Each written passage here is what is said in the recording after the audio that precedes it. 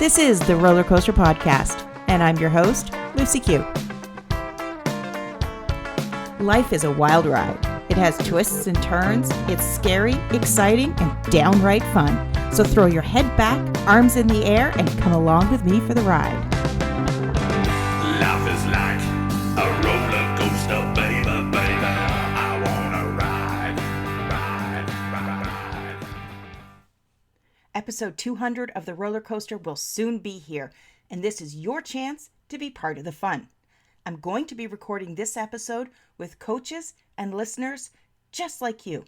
If you want to be part of the fun, head over to nectargrowth.com. Sign up for free and RSVP for the November 18th event. All of the details will be under the Events tab. I can't wait to see you there. What are you waiting for? Come join us. You know you're worth it. Ride. When we align ourselves with higher frequencies, those of love, gratitude, and compassion, truly amazing things can happen. The world around us can change. I've seen it happen firsthand, and I've experienced the shift that is created when we open up ourselves and our hearts. Joining me today is Carol Chapman, a heart-centered practitioner, consciousness catalyst and guide, and student and teacher of the spiritual heart, to share how we can lead with love. Hi, Carol. Hello. It's such a wonderful day, and I'm so excited to be here. Thank you, Lucy. Thank you, and welcome to the roller coaster. I love the name of the podcast. Oh, and I think I think it's because I kept saying it all the time, that life is just a roller coaster. You're going to have ups, you're going to have down. And then I was like, somebody should do a podcast about that. And then it's like, I'm going to do a podcast about that. And that was about as much thought that went into it at the time. I think it sounds great. Thank you. So you made a massive shift in your life. You went from corporate life to an entrepreneurial life after a life-threatening event. Can you maybe share where your story started? Oh, I'd love to. I had been in corporate for about 23 years, and I found myself, because of my upbringing and some early conditioning in life, that I felt that was what I needed to do. I had, being a baby boomer, I needed to shoot high, set goals, be competitive, work for a company, be secure in a job, have safety, and work yourself up the corporate ladder, achieve. And I had that from a very early age, mainly because when I was 5 years old, when I went into first grade, I had a teacher that was really downright mean to me. And part of it was because I sort of have a bit of a learning disability, and I had a difficult time keeping up. So she really made me feel like I wasn't smart enough. And I was bound and determined to prove myself over time. But what it turned out was I had a hearing problem. And we were living in England at the time. My dad was stationed in the Air Force in England. And when we came back to the States, they found out that I had a hearing problem. So we had my tonsils taken out, my adenoids out. And then over time, I managed to, get my grades up, and I had some really good teachers. But all along, I had this self-limiting belief that I'm not good enough, not smart enough. And just over time, as a baby boomer, I grew up with wanting to prove myself and to prove to others that I'm not stupid and that I'm smart. And that's my jumping in point, was the corporate world. I was the first in my family to go to college. So I set high goals, high standards for myself. And so I thought that's what I had to do. But the whole time that I was doing it, each year progressively, I got to a point where it was just it felt like it wasn't really me. This is not what I was meant to be doing. And I felt like I was living someone else's dream or set of goals. And over time, I had reached a very high level, and even went to Asia Pacific and took an international assignment. I was head of human resources for a large international hotel company. And it was a great, glamorous type of business to be in, but at the same time, it was very difficult. It was political, a lot of bureaucracy, and I found myself just totally one day just absolutely drained, and I just kept going and going and going, and my inner voice was whispering to me, but I wasn't listening. My head just kept saying, no, you need to continue to do this. You've set this course, you're doing really well, you're setting yourself up for success. And I was saying, well, why am I doing this? And so finally one day, the inner voice, that wise inner voice, started to get through, and it sort of sidelined that the head, the voice in the head, the ego voice. And the ego voice was kind of loud, but I just kept hearing the whispers of the inner voice, that wise voice that was really, I felt like it was coming from my heart. And finally one day I just snapped and I said, I can't do this any longer. And one thing, led to another, and eventually I was able to finish out my assignment, get a nice severance package, and come back to the US. And that really catapulted me into a profound experience of just self-discovery and even entrepreneurial exploration. But 2 months after I got back to the US, I suffered a brain aneurysm. And so what a wake-up call, right? The timing was right. It was a good thing. I would have hated to have been in Asia Pacific. I was going to say with a health crisis. Yeah. I mean, I'm sure their healthcare system is just as good, but it's that not being in familiar territory. So, I can't help but wonder if the universe was looking out for you. It definitely was. And I could have been somewhere in the far reaches of China, basically. Singapore is where we were based, and Singapore had great medical health facilities, but I could have been traveling anywhere else at that time. And so it was really a good thing that I came back to the US. And so that was really what started my journey. And even though I had been journaling and meditating over the years on and off, I really started doing a lot more of self-exploration. And also I wanted to just sort of spread my entrepreneurial wings, but I knew that I needed to bridge the gap between what I had been doing, because that the ego still kept coming through a little bit. It's like, well, what are you going to do? How are you going to support yourself? How are you going to pay your bills? What are people going to say? What are they going to think? I still had all that conditioning, and it's really hard to uproot those beliefs and those habitual patterns, those thought patterns. And so I've had to really work on that over the years. It is challenging. I can relate to your story because, I also found myself living that, I call it the dreaded checklist of, you do all of these things that society tells you need to be successful.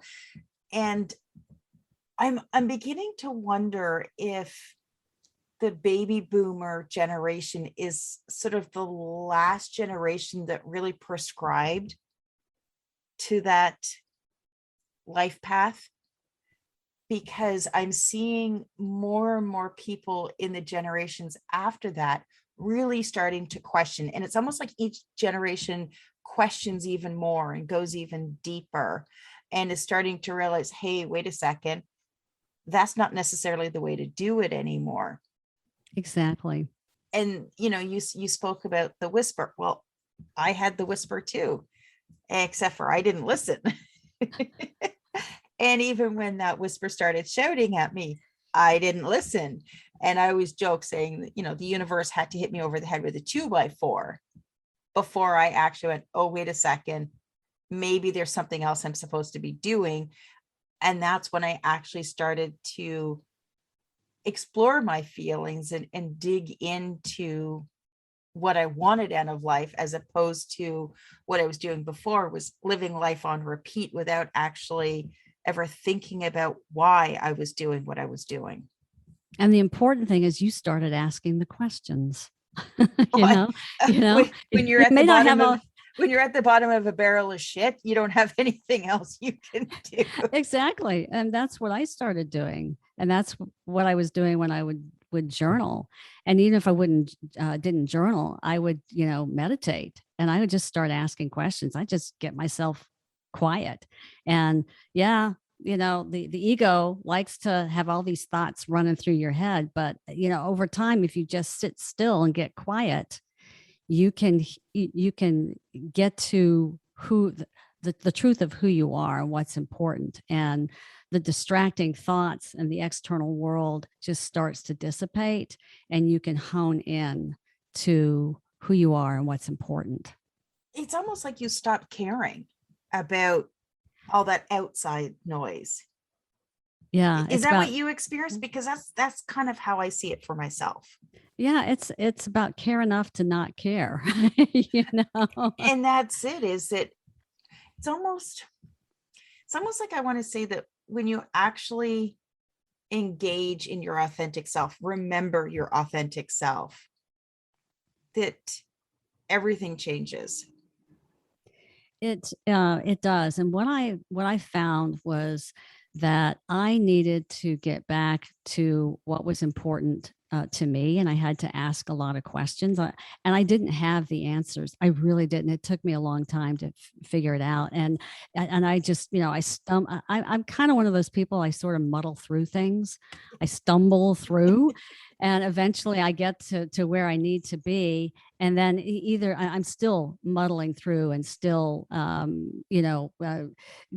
getting through it. But the process that I have used and that's been successful for me to really listen to my heart is to first ask those questions. Just ask whatever questions that come to mind. What's meaning? What kind of meaningful life or meaningful impact do I want to make? And then start listening.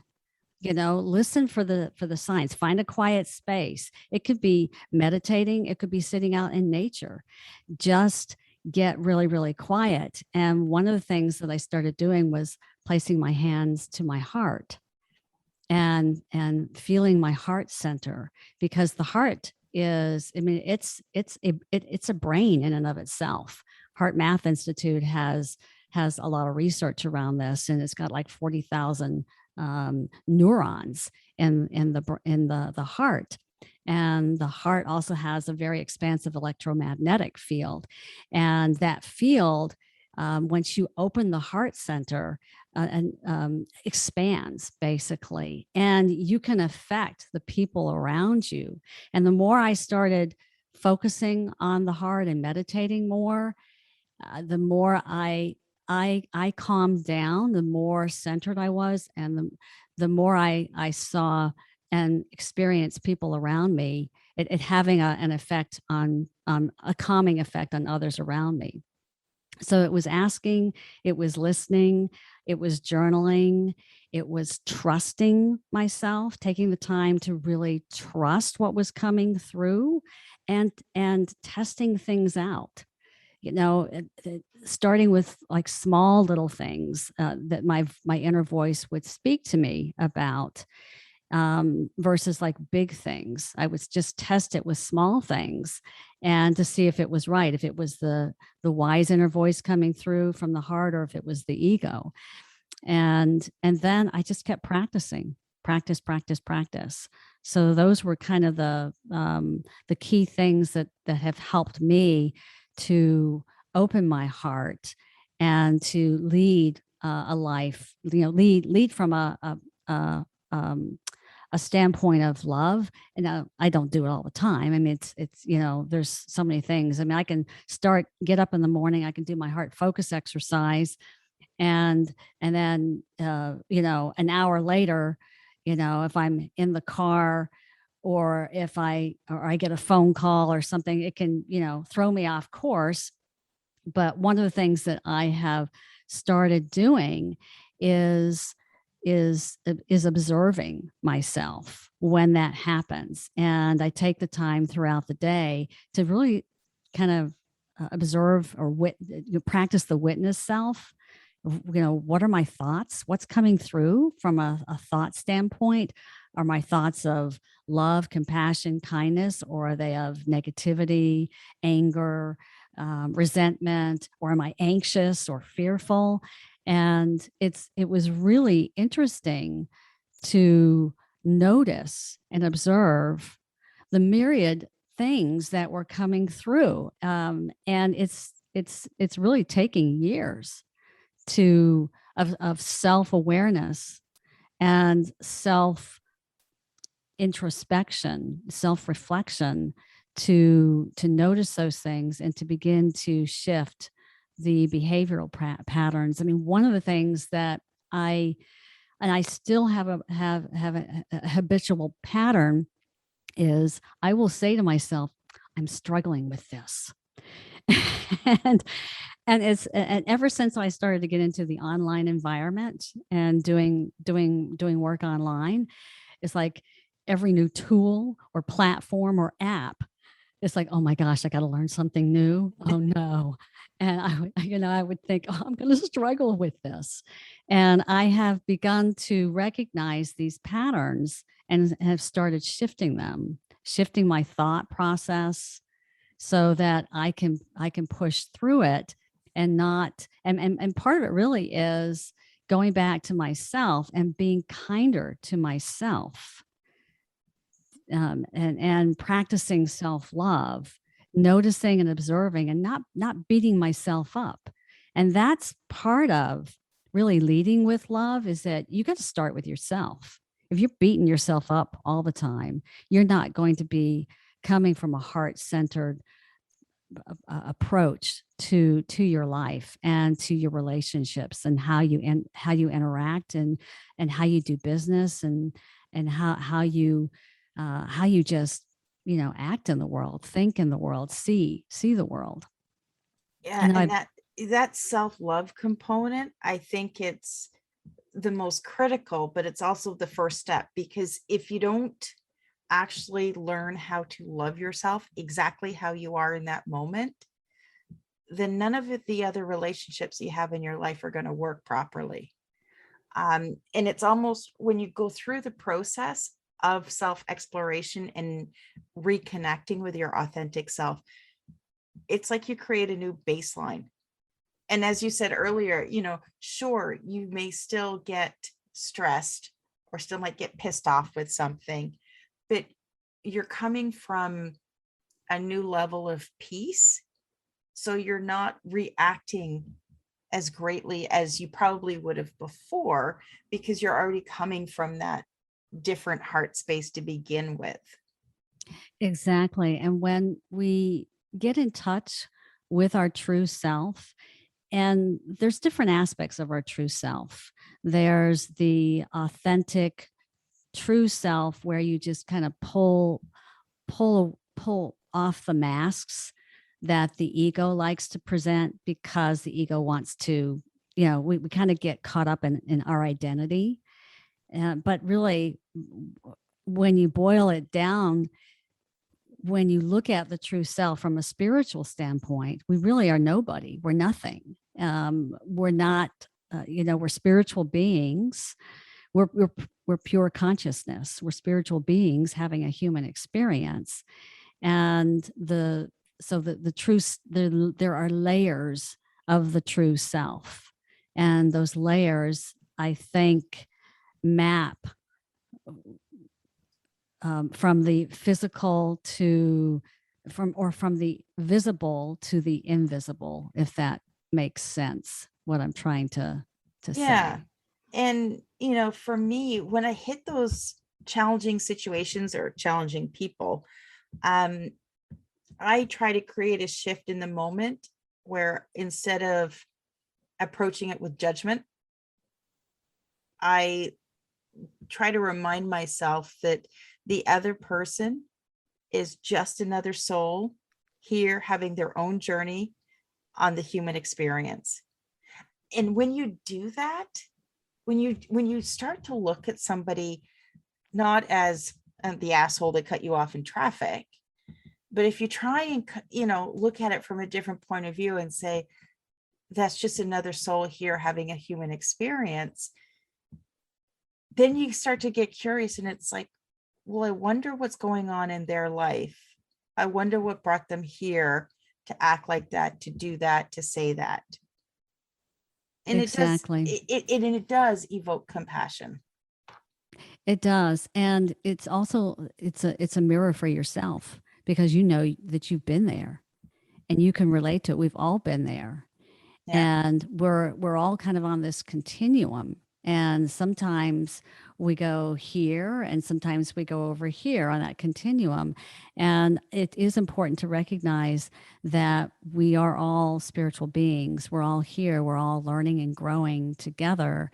And the more that we can cultivate heart-centered behaviors and habits and just practices that will be kinder, gentler on ourselves, it's going to naturally flow outward to those that we interact with.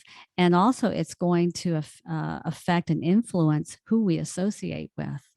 And definitely. even if by chance we are, cut off by somebody in traffic, I try to put myself in their position. Or sometimes if somebody's like speeding down the road, I'm thinking they have to be in a hurry to get somewhere and they're just not conscious. They're just really not conscious of what they're doing. Because if they were conscious, I think they would slow down. I really Yeah, do. yeah, definitely. So, what does being heart-centered, what does that really mean for you? Well, what it really means for me is, and that's a really, really good question, because our heart center is really the focal point of our emotional and spiritual well-being. And it's really kind of our essence. And when you're heart centered, you're emulating positive ways of seeing, thinking, feeling, and being in the world, constructive ways of being, and how you interact, how you react is basically comes from a sense of love, and compassion. And that's really what I for me, that's what heart centered means.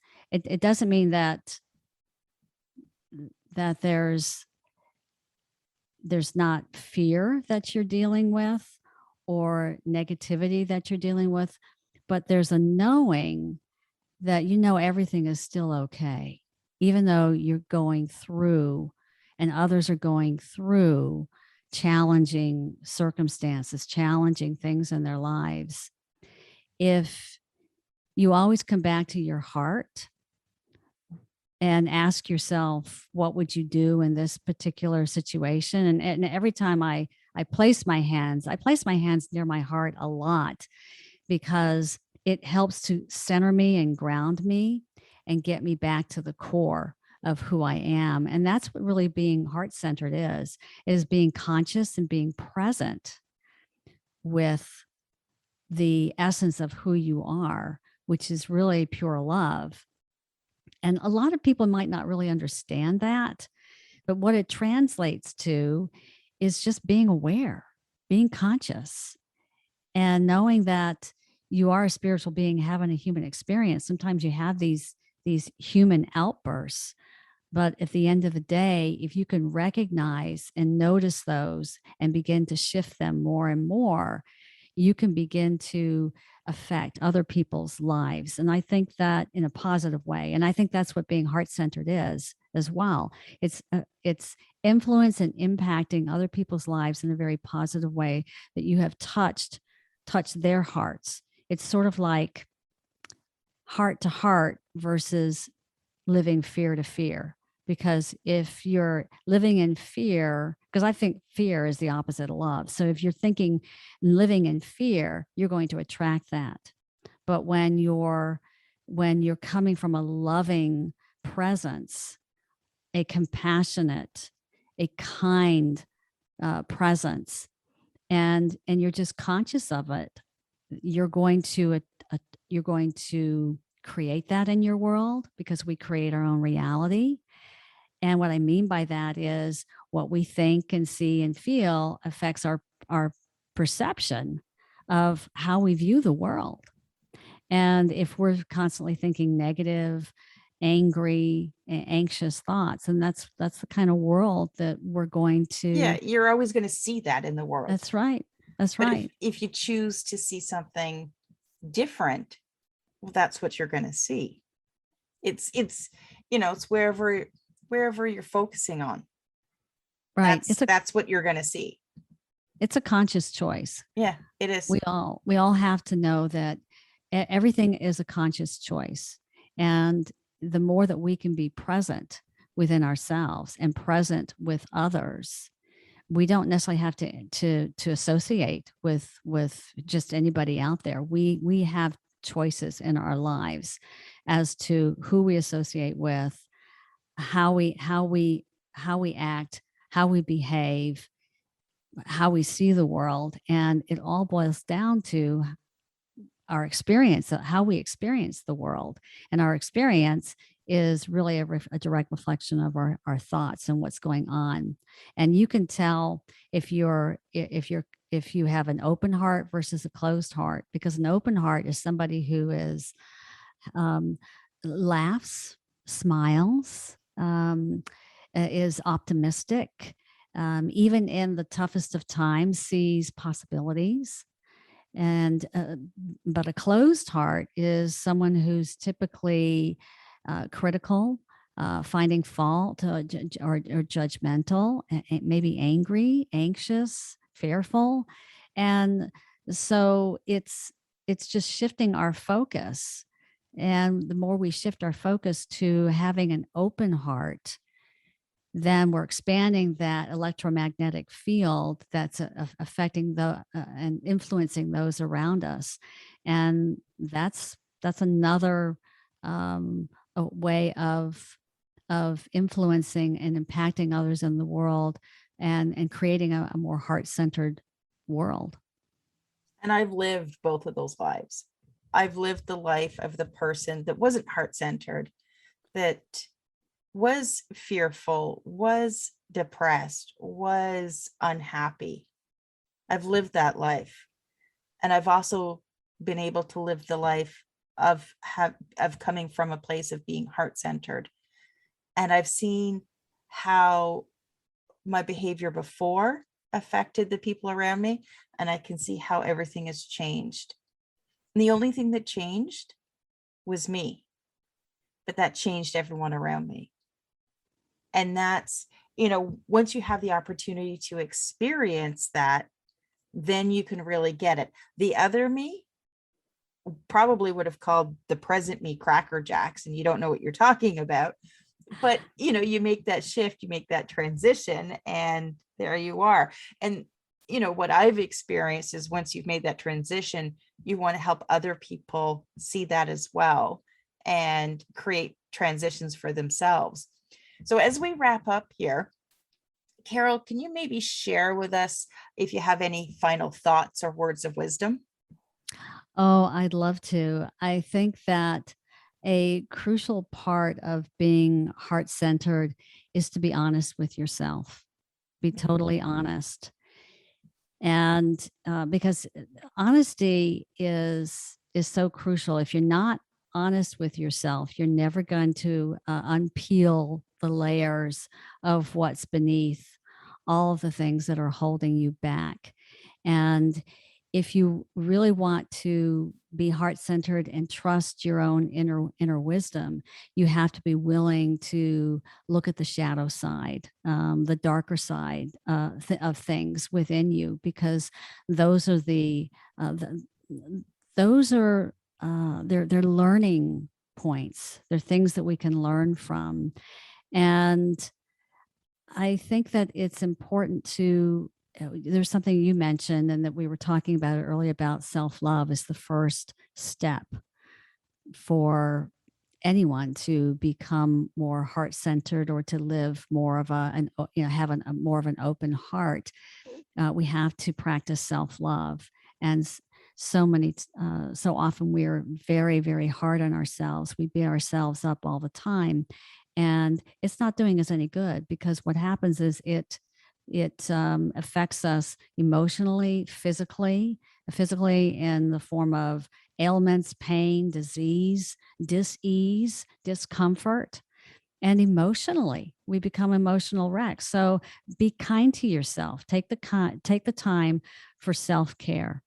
And what I mean by that is get some quiet time.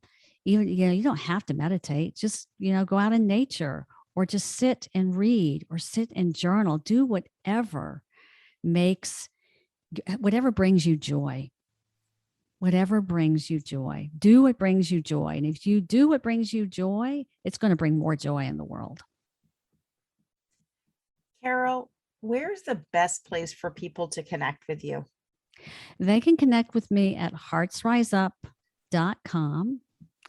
And I also have a free gift on the site. If you go to heartsriseup.com, it's a guided meditation. It's heartsriseup.com/access your inner wisdom. And after access, it has a hyphen. After your has a hyphen, inner hyphen, and wisdom hyphen. And I'll give that to you, and you can put that URL in the show notes. But it's a guided meditation with a journal it's for anyone, if people who meditate all the time, or those who are just getting started with meditation. But guided meditations are a great way to really kickstart any type of meditative process. And it's a great way to access your inner wisdom, because the whole guided meditation is designed around that, as well as the music was specifically composed for this accessing your inner wisdom practice. And find me on Facebook, Instagram, and LinkedIn, and I can provide you those URLs as well, so you can put them in the show notes. If you're listening and you're looking at connecting with Carol, make sure you check out the show notes. I will have all of the links in there. And Carol, thank you so much for joining me today and sharing your story. It's a pleasure. Thank you so much. And all the best for you and the rest of your listeners. Thank you. Thanks for listening to this episode of the Roller Coaster Podcast. Want to chat or share your ideas about today's show? Pop me an email at hello@therollercoasterpodcast.com. Don't forget to connect with me on Facebook and Instagram at The Roller Coaster Podcast. Our theme song, Roller Coaster, was performed by The Lucky Setback. Audio editing by the one and only Jeff Quigley of Quigley Creative.